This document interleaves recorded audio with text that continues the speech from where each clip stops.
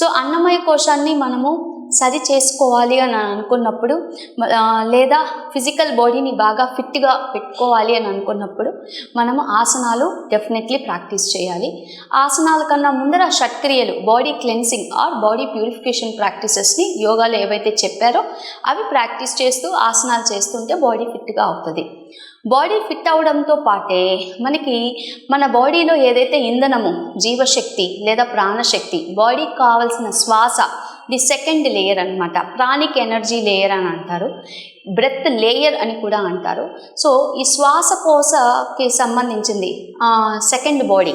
ఈ ప్రాణమయ కోశాన్ని హెల్తీగా పెట్టుకోవాలి అని అనుకున్నప్పుడు మనము మన బ్రెత్ని, మన శ్వాసని వీలైనంత వరకు ఎక్కువగా తీసుకోవడానికి, ఒకవేళ మన బ్రెత్ ప్యాటర్న్ రాంగ్గా ఉండి రాంగ్ క్వాంటిటీస్లో జరుగుతూ ఉంటే దాని తగ్గట్టు breathing, different kinds of breathing practices చేస్తూ ఆసనాలు కూడా ప్రాక్టీస్ చేస్తూ ఉండాలి.